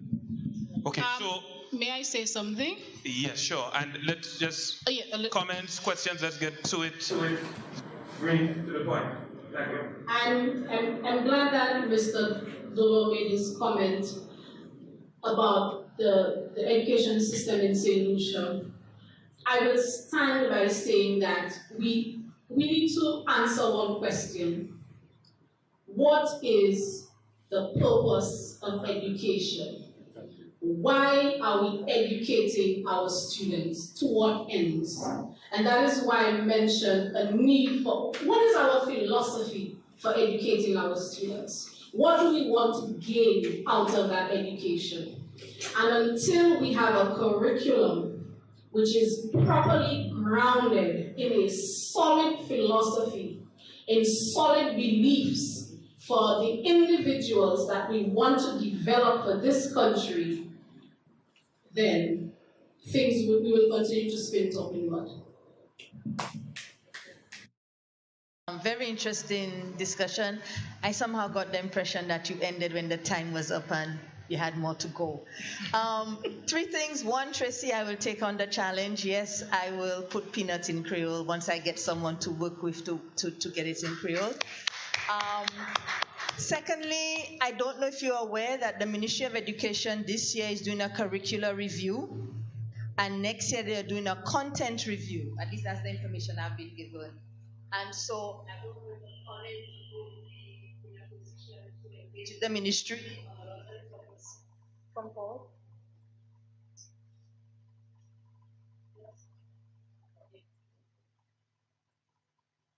Wow, front and center. That better? I can go ahead now? Yeah, okay. So I was saying the Ministry of Education is doing a curricular review this year and a content review next year. And so the college may want to engage with the ministry and put forward a lot of what we have been discussing and some of your presentation. What I really wanted to say is that there's we talk about, I learned a phrase recently called code switching. I'm not a linguist, but I learned it didn't come up. And what's interesting is that you have to have a degree of fluency in a language to do the code switching. And because of the code switching and our familiarity and proficiency in the Creole and the English, I perceive a lot of code switching, which is eroding the Creole. Because my mother, who is in her 80s, has always said to me, you cannot speak Creole. And I always say to her, well, if I get lost somewhere in St. Lucian, I can ask for directions, so when I can understand the directions, I speak Creole. But I'm perceiving, you had people like Travis's father, my mother, St. Clair Daniel, Fred Clark. These people were proficient in standard English and standard Creole, and never the two shall mix. When my mother speaks Creole to me, she speaks Creole. There is no English in the sentence. When my mother is speaking English, she speaks English. There is no Creole in the English. So what is happening to us now that we have this bleeding into the two, which seems to be acceptable? And because I've been raised in a household where the two languages are spoken as, and they are given the respect and the distinction of being languages, that we as a society are accepting the hybridness, for lack of a better word, of what is happening. And and I bring it up because you say about the policy on the language. The policy on language needs to enforce and reinforce that Creole is a language and English has no place in it because there are words for it. So I wanted to put that on the table for you. It comes back to a question of competence in the languages. Individuals who are fully competent do not mix, who are truly balanced bilinguals. There are degrees of bilingualism.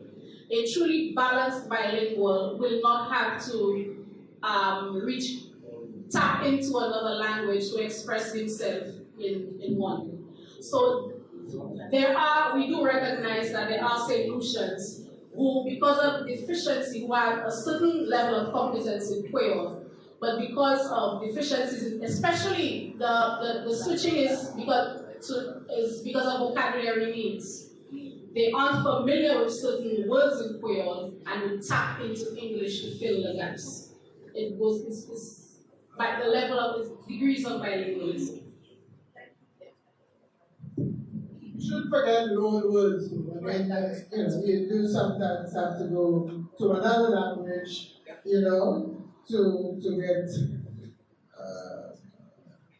a language to fit yours. But it shouldn't be, every time you forget. I just wanted to add that in. And I know you need to wait patiently.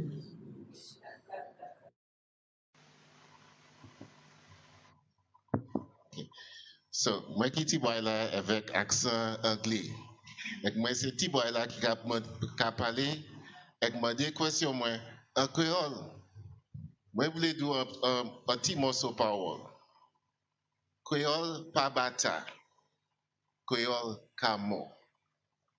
Imo moi do.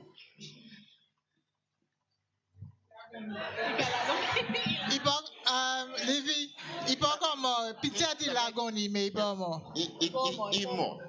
Je vais dire imo. Bon, moi j'ai fini créole, moi so je vais parler à chemin anglais. You might. I make this point purposefully because in your presentation, as eloquently as you have done it tonight, look at what's happened. So many people have spoken and asked questions. Not one person have said anything, have asked a question in Creole. I am 50.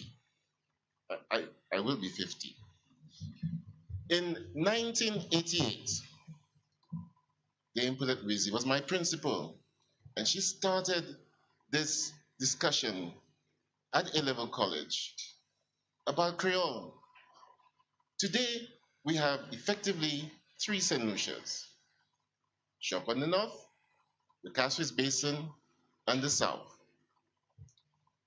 You ask anybody 30 years and younger from the north, or I dare say, the Cassis Basin, where is Vieux-Fort? Where is Clark Street in Vieux-Fort? Anyone here? Where is Clark Street in Vieux-Fort? And they have no idea where Clark Street is in Vieux-Fort. Okay? So, it goes back to essentially what has been important for us in our development. Now, you know somebody very well who is very dear to me. And if you ask that question, which you asked tonight about mother tongue, my wife, she will have no idea what you're talking about because she grew up in a multilingual society. There's no such thing as mother tongue. At home, she speaks one language to her father, a different language to her mother, which is not the language that we speak in St. Lucia. Take Finland. The Finnish are the only people who speak Finnish. No one else does. Yet they have the best education system by far in the world. So I want to applaud tonight the bravery of Lindy, who in 1987, 1988, taught one boy French. In fact, he came from St. Mary's College, my best friend, as it happened at the time, he was the only person to do French in our year. Only person. Only French student, only male French student who came to A-level college.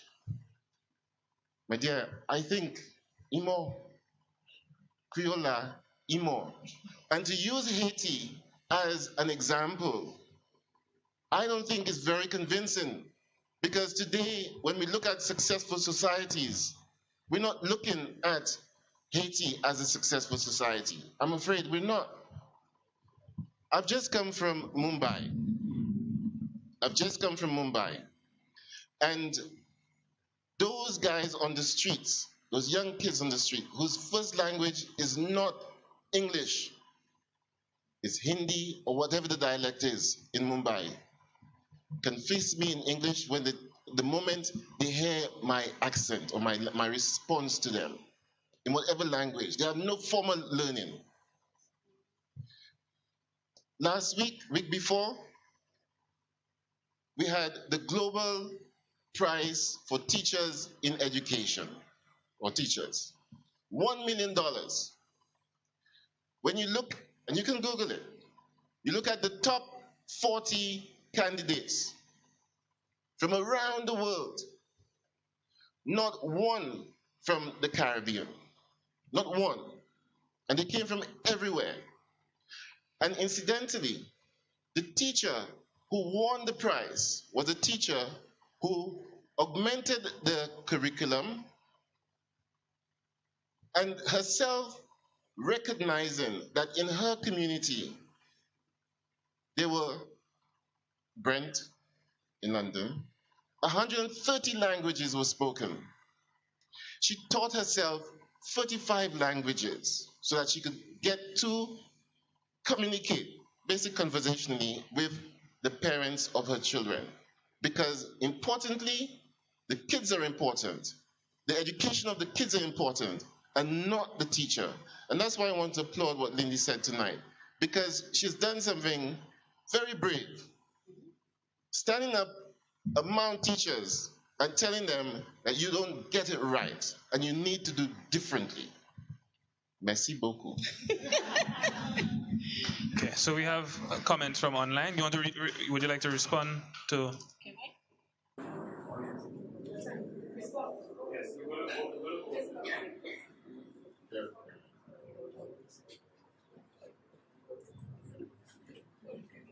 Okay. Online, the first is from Dawson Ragunanan, who is actually now the acting deputy chief for instruction from the ministry. And he says that the problem is that we don't have enough pioneers for change. Also, our buy-in strategies must target all sectors of the country. So this, I guess, it's not just about education or educators. Everybody must buy into that. And we have an additional comment from Jennifer Raphael, who says, each one of us can begin the movement. We St. Lucians must teach our children Creole, not just the language, but the culture. And before we move to Mr. Williams, I just want to share an experience that I had. If the Creole is really dead, and we're speaking about the language Kwéyòl, I don't know if we're looking at all of the influences. So this week, in a communication studies class, we were discussing the varieties of language, and a student said to me, her family spent a lot of time in either England or Canada. So her older siblings were born there, and they speak standard English for the most part. She was raised in St. Lucia, and she says, there's an issue here, and she speaks with an accent, although she lives here because of the influence. She said her sisters get so upset with her because she does not know how to use borrow and lend. And she told me, Miss, it's because we only have one word in Kwéyòl. She doesn't speak Kwéyòl.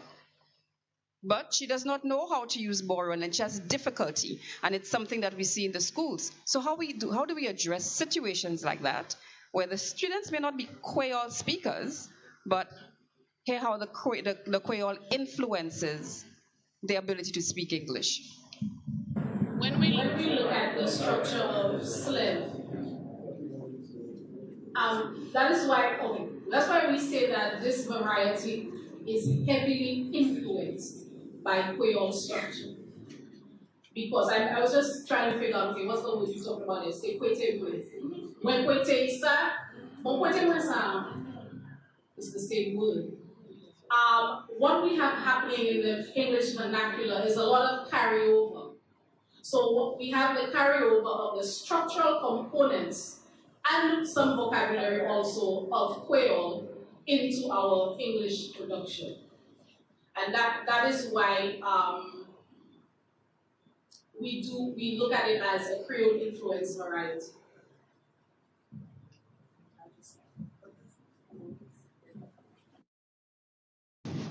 Good night, everybody. Thank you very much, Doc. Sorry, I was at another meeting, so I'm late. Mr. Dolo, I'm going to take you to task about this technology change. My wife used to read for my children when they were still breastfeeding. So through all our children, they learned reading, the sounds of reading, when they were just babies at the breast. And she continued teaching and reading to them as they grew up. So reading was an integral part. That's the first one. And speaking as a principal of a secondary school in the 1970s, my catchment area was from Monrepo to Choiseul. So that's background Creole students. I told the students, you're quite free to speak Creole because I can understand Creole, so you can't say something I don't understand. So that was, you're quite free to speak all the Creole you want, but I want to speak good Creole. The first thing about the teaching here is that our teachers of English are very disturbed and upset. If they don't speak the language properly, how can they teach it? Even from teachers' college, when it was up here, you had the young teachers talking. My God, they can't talk English properly. So that's a problem. The other problem is the second language teaching. I had a member of my staff who did second language teaching. That's people whose first language was not French. I tried to persuade the ministry. City Guilds used to offer a program in second language teaching. I tried to persuade them to get that because most of the kids, their background were in Creole. You come from the area that they came from. They did. So what I did additionally, I built a library for the students. Best library after Sir Arthur in any secondary school here. Of course, they look at me as a pretty radical headmaster. We had a compulsory 1 hour reading lesson. You come to the classroom, I don't want to see anything, you have to have something to read. So you force them to read while they're in the classroom. The teachers did not separate the language from the literature. It was all language. We were teaching, we were speaking, and so together. So that went well. And so this continual accent on having the students to read. You got the books to them, you give them the time in the classroom to do it. So then they did well. The only school that did better than us was a convent for a short while. Someone mentioned about teaching material. Mr. Michael Walker of Musings. He's prepared a lot of material in Creole. The ministry never bothered you. At his own expense, he prepared the material. It's still sitting there somewhere. And it's produced and it's ignored. Mr. Levine, what's the name there? Kwéyòl-la Pamo. Ipamo Pies. People who have not had a good background in education, you had them speak in English, but they have re-lexified the Creole. The words sounds are English, but my God is Creole they're speaking. Thank you very much.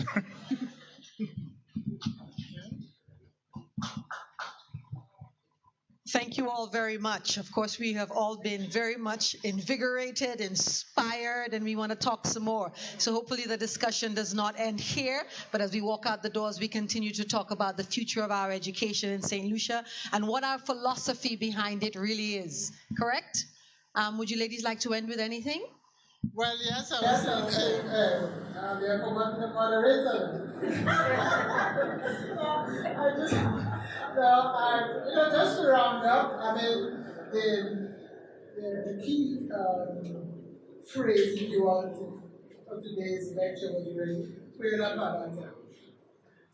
Creole is not an illegitimate child in our, in our linguistic landscape there. The question is, after today's, this evening's lecture, are we convinced? Have we been encouraged?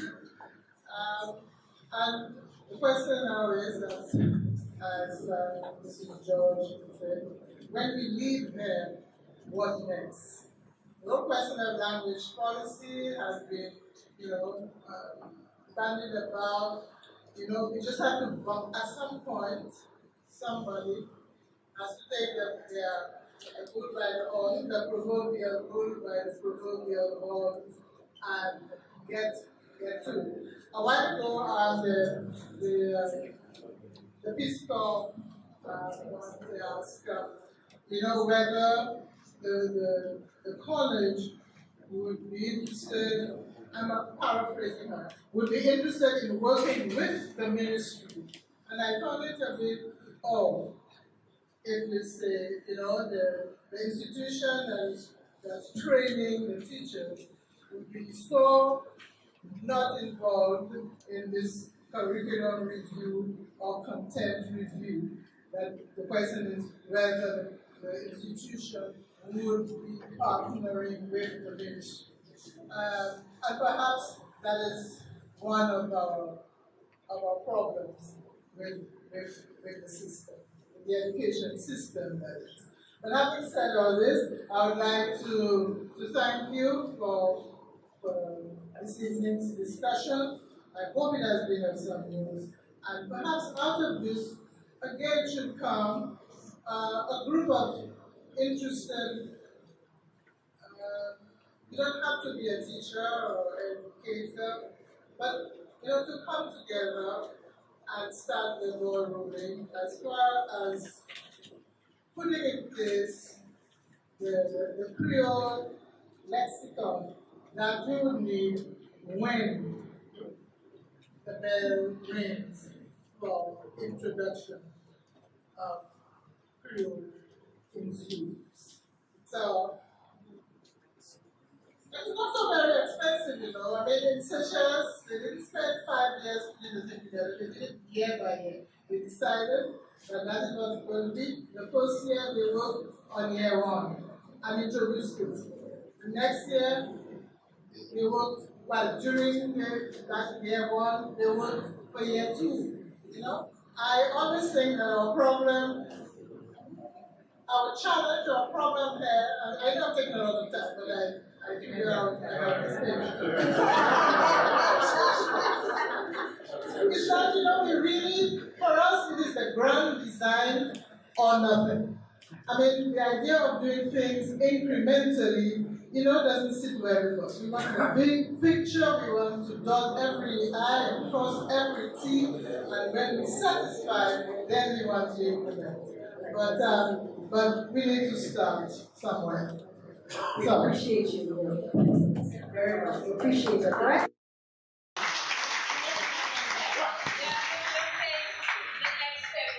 The next step is everybody enroll yourself in a Creole literacy class and learn to write the Creole.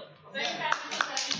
That's the easiest, quickest thing you can do when you leave there.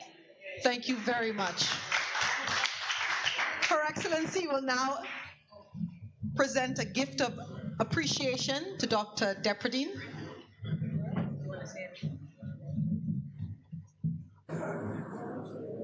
Yes, Dr. Depradine is one of the latest in the generation of Creole, I didn't say apologies,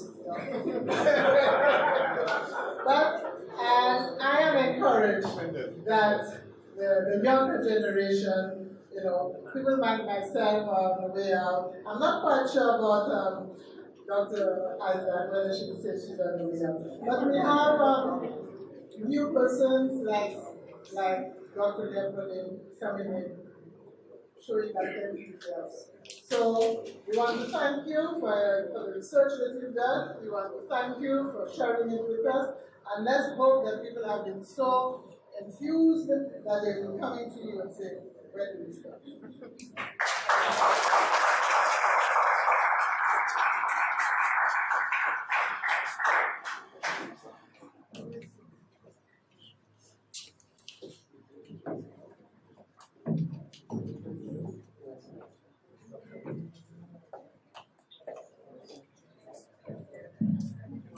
All right, we have about 10 more minutes in our presentation. I'd like to invite one of my favorite ladies to the stage, Mrs. Natalie Jolie Fannis, to say a few words about Lady Marjorie Thomas, former principal of the St. Lucia Teachers School and friend of SALCC, who passed away recently.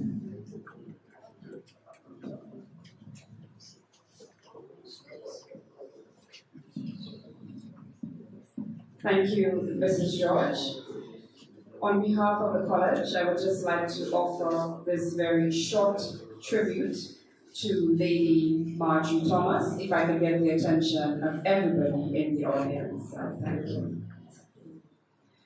Lady Marjorie Thomas was a distinguished educator whose concern was to improve teaching standards and materials in the St. Lucian education sector. She had an extensive and impressive career as an educator that spanned 43 years until her retirement in 1982. Her teaching career began in 1939 in Soufrière, and in 1953 she was one of the first teachers to be trained professionally at the Earlston College in Barbados. She served as teacher, supervising teacher, and acting principal of the St. Aloysius R.C. Boys Infant School. At the St. Lucia's Teachers College, she first served as a mathematics tutor from 1963 and subsequently principal from 1975 to 1982, the first St. Lucian woman to hold this post. Lady Thomas was the holder of a master's degree in education from the University of Ottawa in Canada and fellow of the College of Preceptors, the first St. Lucian to obtain this professional diploma. She penned the groundbreaking History of Education in St. Lucia between 1824 and 1944 as a requirement for this qualification. She devoted much time to the development of curriculum material in mathematics, planning workshops and vacation courses for teachers. Post her retirement, Lady Thomas continued to show interest in the South Louis Community College and was an avid supporter of the college's activities. In her younger years, she would have been at such an event. Lady Thomas was the wife of former principal of the college and composer of St. Lucia's national anthem, Sir Rita Jones.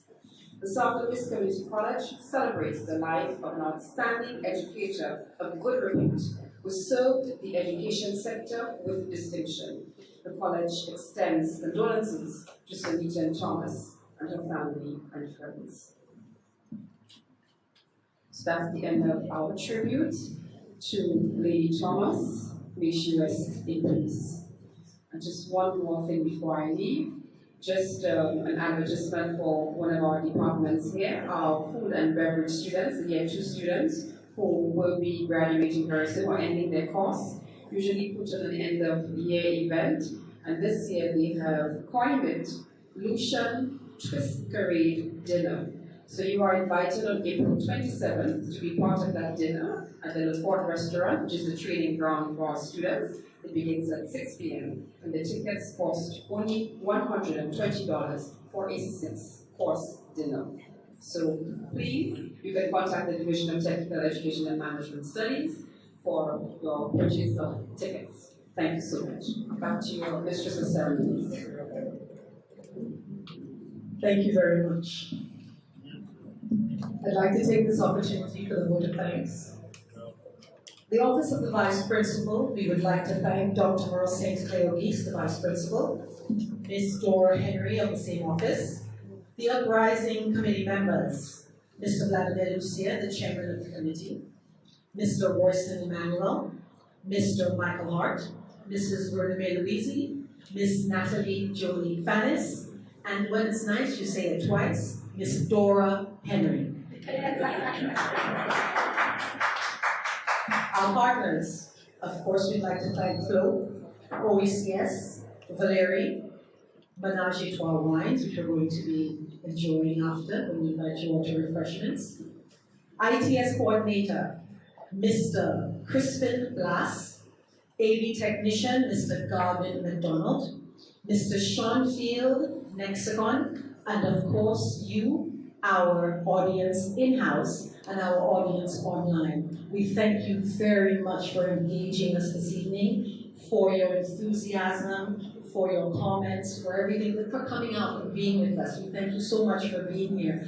As Ms. Jodie Fanner said the last time, this is a date that we have every first Wednesday of the month. We meet here to have an intellectual conversation, discourse. You can also join us online at SALCC TV. So please join us there.